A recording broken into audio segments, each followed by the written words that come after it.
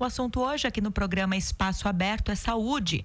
Um pacto entre várias instituições da área foi assinado neste mês de maio em Bauru, com o objetivo de sensibilizar profissionais para a necessidade de mudança no tratamento com a gestante durante o pré-natal, o parto e o nascimento do bebê. A nossa convidada para falar mais sobre esse assunto, aqui nos estúdios da TV e Rádio Câmara Bauru, é a Ana Elizabeth Alfredo Neves. Ela é docente da área de saúde e bem-estar do SENAC em Bauru. Ana, eu queria agradecê-la pela presença. Obrigada, eu é que agradeço a oportunidade. Eu sou Lidiane Oliveira, aqui nos trabalhos técnicos pela Rádio Câmara Fernando Castilho e pela TV Câmara Gustavo Rosella. Você que participou aí da assinatura deste documento, queria que você contasse aí para os nossos ouvintes e telespectadores, Ana, quais instituições participam dessa iniciativa e como é que surgiu a ideia de assinatura desse pacto. O seminário de respeito ao nascimento, ele acontece no mundo todo. Ele começou na França e agora o SENAC, juntamente com o GAMI, que é o Grupo de Apoio ao Aleitamento Materno, a gente faz o seminário, essa é a 10ª edição. Então faz 10 anos que a gente promove o seminário aqui em Bauru. Nessa nossa edição, todo ano a gente vai agregando mais instituições. Então, esse ano, né, fizeram parte desse evento a Secretaria Estadual, né, pela DRS, a Secretaria Municipal de Saúde, a Unimed e a Clínica Esplena.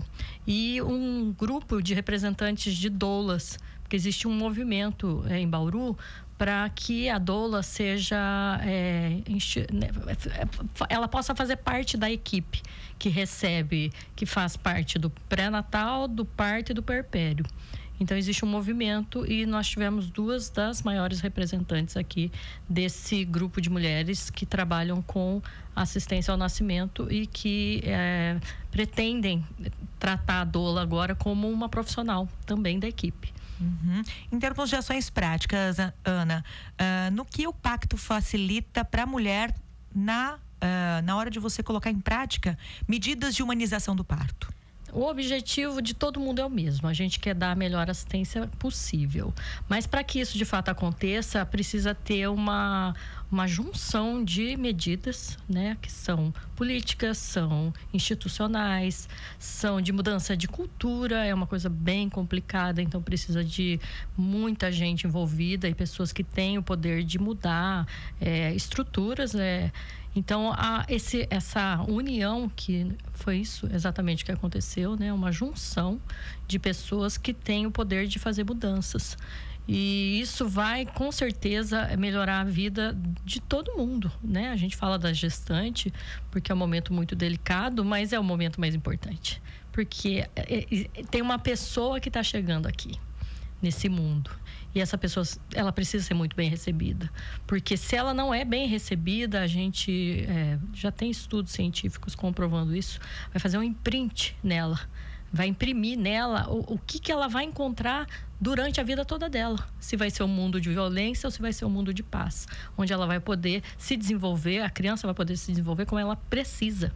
Como todos nós precisamos, nós não precisamos mais de pessoas violentas, né? E grande parte da violência, ela começa no nascimento. Como que ela nasceu, como que ela foi recebida no momento que ela chegou aqui nesse mundo. Então, essa pactuação é de interesse de todos. Todo mundo tem que estar envolvido nisso. E muito, graças a Deus, todo mundo esse ano se dispôs a sentar e discutir e ficar horas, né? Ficamos horas conversando, tentando entender o que cada um vai conseguir fazer, porque existem coisas que são a curto prazo, a gente consegue mudar agora, a médio prazo, e outras coisas vão ser a longo prazo. Né? Essa mudança toda na assistência ao parto e nascimento, ela vai acontecendo há mais de 20 anos. Né? Se só a gente, enquanto grupo, que é o Grupo de Apoio ao Aleitamento Materno Exclusivo, a gente acabou se envolvendo porque a criança precisa nascer para que tudo dê certo, né? A gente não fica falando muito só de amamentação, porque a amamentação é a primeira coisa que ela tem que fazer para ela poder sobreviver e se desenvolver com todo o potencial que ela tem. Porque se a gente interfere com uma alimentação equivocada, com procedimentos que são desnecessários e vão atrapalhar, a gente não vai só prejudicar essa criança naquele momento, a gente vai prejudicar ela pro resto da vida. Então, a gente acabou se envolvendo no parto e no nascimento por conta disso, porque ela tem que acabar de nascer e ir para o seio materno e mamar. Então, a gente acabou se envolvendo. A gente está nisso há 10 anos, então quer dizer que precisa de tempo. Mas a gente está se dispondo, todos estão se dispondo a se unir e cada um dentro das suas possibilidades e da sua área fazer o que a gente tem que fazer para que isso melhore de fato. E vai melhorar não só para a mulher que está, tendo seu filho, que a grande discussão, às vezes, ela acaba indo para um lugar errado, falando de parto cesárea, parto natural, que muita gente confunde, achando que o parto tem que ser em casa. O parto tem que acontecer como a mulher quer e como é a forma mais segura naquele momento. Se vai ser cesárea, se vai ser normal, se vai ser em casa, isso tudo é secundário. O primário é que quando ela vai ter esse bebê, as pessoas que vão ajudar ela nesse parto, nesse nascimento, não só no parto, porque tudo isso começa durante o pré-natal, por isso que as UBSs, os consultórios dos ginecologistas, todo mundo está envolvido nisso, porque o parto é um evento, o nascimento de uma criança é um processo. Então, tem 9 meses para a gente discutir tudo isso. E tem a hora do parto, mas depois tem o pós-parto, que a mulher também precisa de apoio para ela poder continuar amamentando esse bebê e cuidando dele da melhor maneira possível, porque ele tem um potencial muito grande para ser uma pessoa bem-sucedida, inteligente, saudável. Mas se de repente tudo isso é manipulado de forma totalmente equivocada, como infelizmente tem acontecido ao longo dos anos, todo esse potencial dele ele não vai conseguir desenvolver. Por mais que a criança queira, se ela não foi alimentada da forma correta, ela vai ter muito mais dificuldade para aprender. Ela vai ser uma criança muito mais exposta a ficar doente. E isso não é só na infância, isso é ao longo da vida toda. Então, a gente tem muito que trabalhar ainda. Mas graças a Deus está todo mundo se disponibilizando do seu tempo e de todo o recurso que a gente tem para que a gente consiga fazer isso de fato. Ana, um parto humanizado de fato envolve em quais condições em termos de atendimento e assistência? Como eu já disse, o parto ele é só um evento. Então, ele vai acontecer... A gente só vai poder saber o que vai acontecer de fato na hora do parto.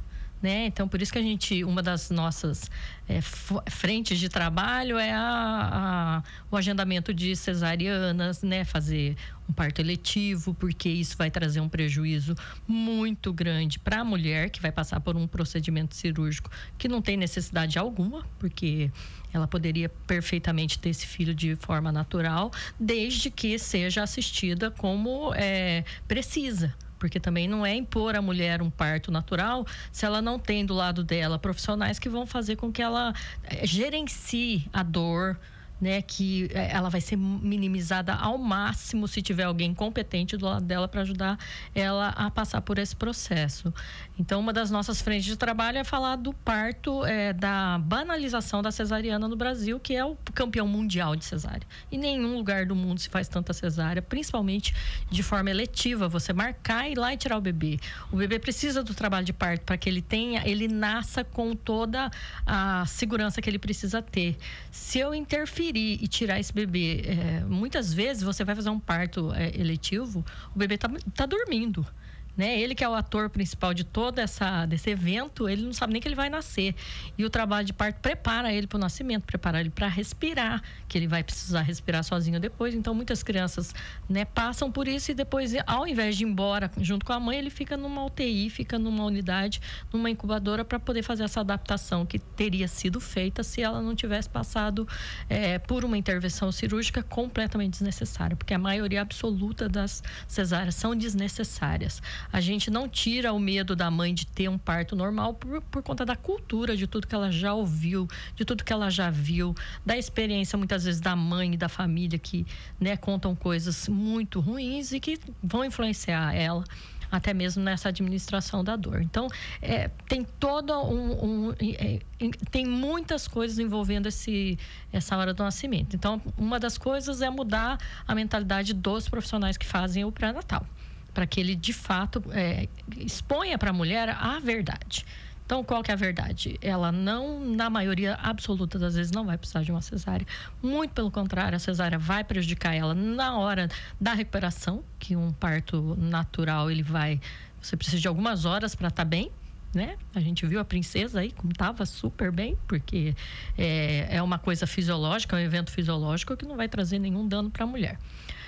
Então, a gente precisa dos profissionais que acompanham a mulher durante a gestação para que ele dê essa segurança.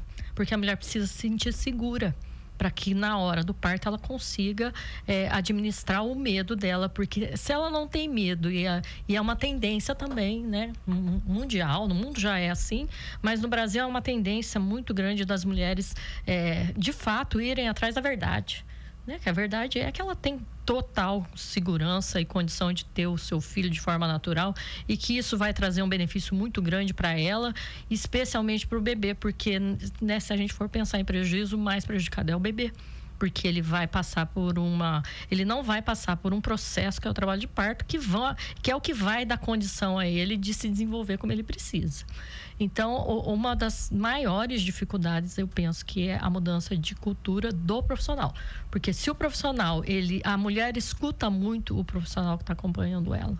E quando a gente fala de profissional, eu não estou falando só do obstetra que está no consultório. Eu estou falando de todos os profissionais, porque uma gestante, ela não deve ser acompanhada somente por um obstetra, ela precisa de muitos profissionais que estão, se de repente ela está num posto de saúde, existe uma equipe inteira, tem o dentista, tem a nutricionista, tem um fisioterapeuta que é um profissional muito bacana para fazer o acompanhamento dessa mulher.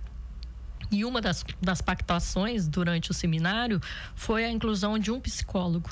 Porque muitas vezes a mulher vai precisar desse acompanhamento psicológico para poder resolver algumas questões que vão vir à tona na hora do parto, né? Durante a gestação já vem todo o seu histórico, né, emocional, e durante o parto isso vai vir à tona. Então, uma das pactuações é colocar o psicólogo nessa equipe que vai acompanhar essa mulher.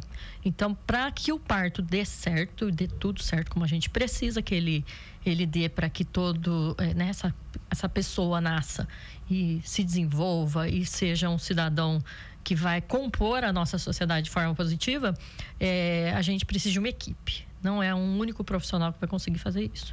Então, uma das grandes mudanças que a gente tem tentado e que a gente vai, né, lutar bastante para que aconteça é a mudança da mentalidade dos profissionais, porque a partir deles, eles são não só os que cuidam, mas os formadores de opinião. Né? A gente vai escutar muito um profissional. Se ele falar pra gente que o parto normal é legal, né, é a melhor opção, a gente vai ouvir. E se ele falar que é a cesárea, a gente vai ouvir também, né? Então, uma das grandes mudanças que a gente vai precisar fazer, ela não tem custo algum. Ela é uma questão cultural, né? Não tem um custo financeiro, que é o que muitas vezes a gente acha, né, como justificativa para não mudar a estrutura, mas, na verdade, o que precisa mudar mesmo é cultura. E uma das coisas que a gente conversou bastante também é a necessidade de Bauru ter uma casa de parto, porque nós temos uma única maternidade que, além de atender toda o município, é uma maternidade referência de gestação de alto risco. Então, a nossa conta, né, durante o seminário foi cerca de 2,5 milhões de pessoas que tem como referência a maternidade de Santa Isabel. Então, isso, por mais boa vontade que as pessoas, os profissionais tenham, fica inviável. Não tem nenhum município do porte de Bauru que tenha uma única instituição que faça parto pelo SUS.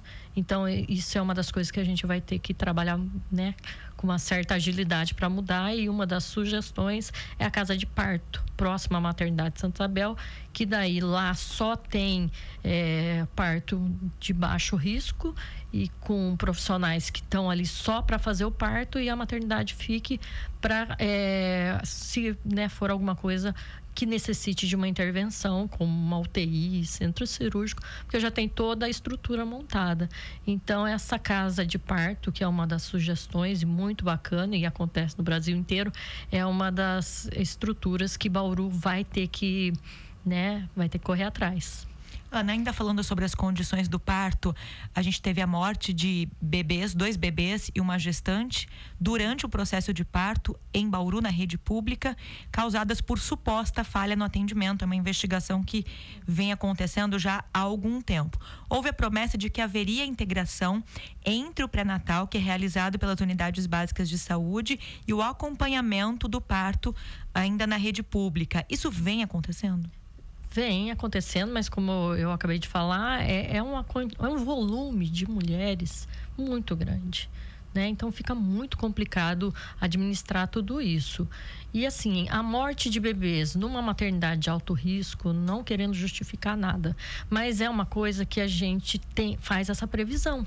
Porque a maternidade é de alto risco. Então, existe a referência quando vem pessoas de fora, vem uma mulher de fora para ganhar nenê, não tá tudo bem com ela. Porque se tivesse, ela tinha ganho lá na cidade de origem dela. Então, o risco existe. Porque aquela gestação, ela é uma gestação complicada, tá? Mas pelo trabalho que a gente conhece das instituições, às vezes acontece da família, ninguém vai aceitar a morte, principalmente de uma mulher, né? Que está em idade fértil e com tudo para poder receber esse bebê. Mas na maioria absoluta das vezes não é falha de ninguém, é uma circunstância que a gente já trabalha com isso. A gente trabalha, um bebê de prematuro que tem todos os riscos, né? Uma criança extremamente vulnerável. Eu trabalhei quase 10 anos na UTI pediátrica, eu sei o quanto eles são vulneráveis. E quanto mais prematuro ele for, maior é o risco dele falecer. Então, não que isso justifique para uma família, porque ninguém vai aceitar isso. Eu trabalhei muito com isso, eu sei o quanto é difícil para a família e é difícil para a gente também, porque aquela criança também é nossa. A gente estava cuidando dela e a gente, né, faz o melhor que a gente pode. Pode ser que tenha alguma falha, sim, claro que pode, mas não é objetivo de ninguém que isso aconteça.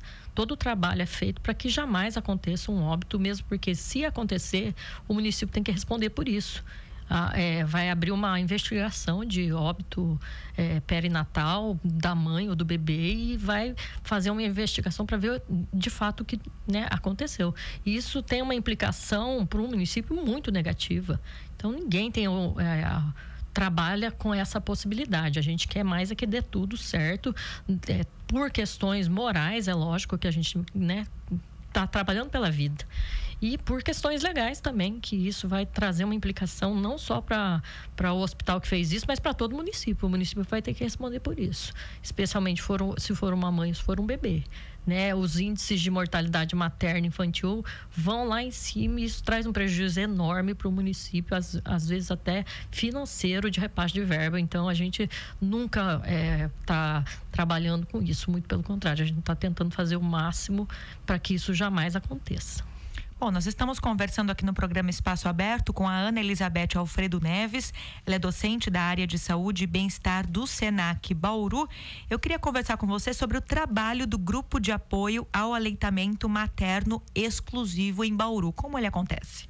Então, nós temos um grupo que já trabalha juntos há 15 anos, são todos voluntários, e a gente se reúne uma vez por mês no SENAC, na segunda quarta-feira de todo mês, e a gente pega um texto, uma matéria, e a gente estuda e faz um estudo sobre aquele assunto, que é sobre o desenvolvimento da criança, qualquer coisa que se refira à maternidade, ao parto ou ao bebê. E a gente faz uma publicação todo mês, tem um blog e esses informes, que a gente faz um informe que chama Colostro. Eles vão para a rede básica de saúde, para todos os postos de saúde. Então, nesse nosso grupo tem odontopediatra, tem nutricionista, eu que sou enfermeira, mais uma colega que é enfermeira. Então, a gente se reúne todo mês e todo mês a gente vai fazer um informe para colocar nos postos de saúde, dando a direção. Porque dificilmente quem está trabalhando lá vai conseguir fazer isso. Então, todo o nosso trabalho é atualizado de tudo que está acontecendo. Coisas que são fundamentais para o desenvolvimento da mulher ou coisas que envolvem, né? O último informe nosso foi sobre o uso de tinta de cabelo durante a amamentação. Então, tudo que envolve o desenvolvimento da criança e coloque ela em qualquer risco, e a mulher. Então a gente estuda esse texto e publica ele todo mês. Então essa é uma das nossas frentes de trabalho. A outra frente de trabalho é fazer o seminário, né? Por conta de toda a estrutura que a gente precisa para que quando o bebê nasça, ele vá ser amamentado. Porque se a gente não trabalha o parto, o sucesso da amamentação vai estar muito comprometido. Então, a gente precisa do pré-natal e do parto para que daí, de fato, o bebê consiga ser alimentado da forma correta. Porque a gente fica falando muito de aleitamento, tem a impressão que a gente quer obrigar a mulher a amamentar. E não é nada disso. A gente só quer que o bebê receba o alimento que ele precisa receber para que ele consiga se desenvolver. Então, a gente fala de aleitamento materno e a gente fala de alimentação complementar. Porque durante 6 meses ele vai mamar no peito, que é o que ele tem que fazer, só o leite da mãe dele, porque qualquer outro tipo de alimento vai prejudicar a saúde dele. Isso é cientificamente comprovado. Qualquer alimento que ele receba antes dos 6 meses traz um prejuízo para o desenvolvimento dele, para a saúde dele.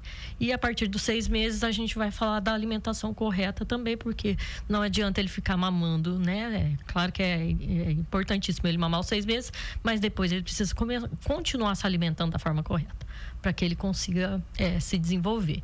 Então, no mês de agosto, a gente faz a semana de aleitamento materno. É uma semana mundial também, que acontece desde 94, se eu não me engano. E todo ano a gente faz uma atualização para que todos os profissionais da cidade e da região se atualizem. Como a gente faz isso todo mês, então toda a informação que a gente tem, ela está muito atualizada. Ou a gente vai buscar uma referência na Organização Mundial da Saúde, a gente vai buscar referência dentro do Ministério da Saúde. Então tudo que a gente vai publicar está muito atualizado e já foi um texto trabalhado por vários profissionais que têm uma experiência assim de 10, 20, 30 anos nesse ramo. Então, no mês de agosto a gente chama todos os profissionais da região para que a gente compartilhe toda essa informação que a gente tem, tá? Então, nós temos muitas frentes de trabalho e todas elas são... o único objetivo nosso é ajudar as mães, os pais, que a gente tem trazido cada vez mais próximo, né? Porque ele faz parte desse conjunto de pessoas que vão ajudar essa criança a se desenvolver. Então, nosso objetivo é de ajudar essa família e os profissionais, né? Tem momento que a gente vai trabalhar com a família, tem momento que a gente vai trabalhar com os profissionais a fazerem tudo que tem que ser feito para que a criança consiga se desenvolver da melhor maneira possível. Ainda falando sobre o aleitamento, nós temos o Banco de Leite Humano em Bauru. Historicamente, a unidade faz campanhas pedindo a doação de leite às mulheres que estão amamentando. Como é que está a situação hoje dos estoques do Banco de Leite Humano? Essa campanha continua como uma campanha permanente?